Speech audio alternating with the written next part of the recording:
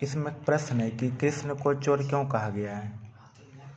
कृष्ण को चोर कहा गया है क्योंकि मणि के समान मन को कृष्ण ने चुरा लिया है। कवि का कहने का अभिप्राय, कृष्ण की सौंदर्यता की ओर उसकी नज़र आसक्त हो गई है, उस ओर से नज़र नहीं हटती है। उनका मन अपना नहीं है, यह तो कृष्ण का हो गया है। न चाहते हुए भी मन उस ओर आकर्षित हो जाता है। कहने का तात्पर्य, कृष्ण की भक्ति में वह दीवाना हो गया है। चोर का मतलब क्या होता है? जैसे भगवान कृष्ण किसका चोरी करते हैं? मक्खन की चोरी करते हैं। जैसे दूध दही का सार मक्खन होता है, उसी तरह गोपी का दही चुराना का मतलब होता है मन की चोरी करना।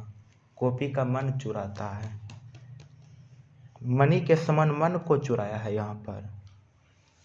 और रसखान कवि कहते हैं, कृष्ण की सौंदर्यता में वो शक्ति है, वो आसक्त है कि जिस बार जिसकी ओर अगर नज़र लग जाए वह कभी हटता नहीं है। मन तो एक ही होता है और गोपियाँ जो है अपना मन कृष्ण को दे चुकी है। न चाहते हुए भी अपना मन जो है कहीं इधर उधर जाता नहीं है, वह तो कृष्ण का दीवाना हो गया है। इसलिए कृष्ण को चोर कहा गया है। सवैये में कवि की कैसी आकांक्षा प्रकट होता है। रसखान का जितना भी आप सवैया पढ़ते हैं, हर सवैया जो है उच्च स्तर का है।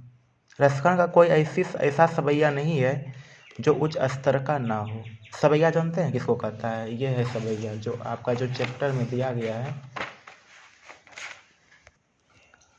प्रेम अयनी श्री राधिका प्रेम बरन दो नंद नंद, प्रेम वाटिका के दो माली मालिन दुआन। कितना अच्छा सवैया है। मन पावन चित चोर पलक ओट नहीं करी सकूं। यहाँ पे प्रश्न ये भी पूछ सकता है, मन पावन चित चोर पलक ओट नहीं करी सको, यह किसकी पंक्ति है? रसखान की पंक्ति है। कितना अच्छा सवैया रसखान ने लिखे हैं इस किताब में। इसमें कवि ने आकांक्षा व्यक्त करते हुए कहा कि उनकी छोटी लाठी और कंबल पर तीनों लोकों का राज समर्पित कर दूं। कवि यहाँ तक भी उन्होंने कह दिया कि यहाँ तक कि उन्होंने कहा, न जाने कब से मेरी आंखें ब्रज के वन बाग और तालाब को देखने के लिए बेताब है। इससे ऐसा स्पष्ट होता है कि श्री कृष्ण की प्रेम दीवानगी छा गई है। उनके बिना जीवन क्या है? निरर्थक है। रसखान का जो मन है, उनका बेताव है, वह चाहता है कि हम जो है हमारी आँख से ब्रज के वन को देखें, ब्रज के नगर को देखें, कृष्ण की नगरी को जाके देखें। हमारे कृष्ण की नगरी बेताव है, उनके आँखों को देखने के लिए बहुत बड़े बड़े लोग तरसते हैं ब्रज में रहे। भगवान कृष्ण अगर उस चरण की धूली पर गए हैं तो हमें भी चरने की सौभाग्य प्राप्त हो। हमें प्रेम की दीवानगी हो गई है और जब ब्रज जो कोई भी लोग वहाँ पर जाता है तो वहाँ पर जो है उसकी प्रेम की दीवानगी छा जाती है। उनका जीवन सार्थक नहीं, उनका जीवन जो है सार्थक हो जाता है। और भगवान कृष्ण के बिना जीवन क्या है? वह निरर्थक मानते हैं। हर सवैये में अलग अलग रसखान जी जो है अपना भाव बताते हैं। इसमें से कुछ प्रश्न रसखान का छूट गया था। रसखान ने चोर किसे कहा है? कृष्ण को। इधर आए थे। कवि ने माली मालिन किसे कहा है? कृष्ण राधा को। प्रेम ऐनी श्री राधिका में कितने दोहे हैं?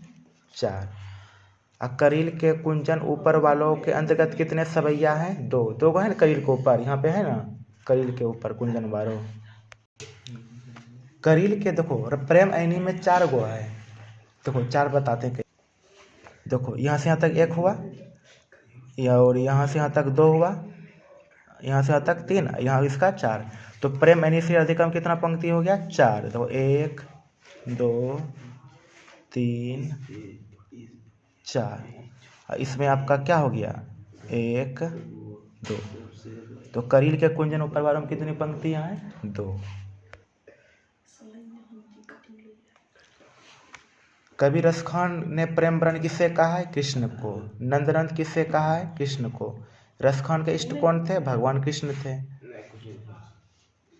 और रसखान किस काल के कवि हैं? भक्ति काल के। सवैया में रसखान की कैसी आकांक्षा प्रकट होती है? ब्रजभूमि निवास की। और इसमें से कुछ प्रश्न आपको पहले यूट्यूब पे डाल चुके हैं, आप इसको ज़रूर देखें। इसकी पढ़ाई हो चुका है।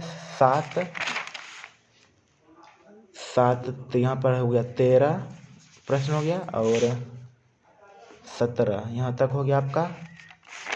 कुछ यहाँ पर था आपका ये वाला, इसको आप बढ़िया से देख ले और आपका सब एग्जाम में लड़ जाएगा।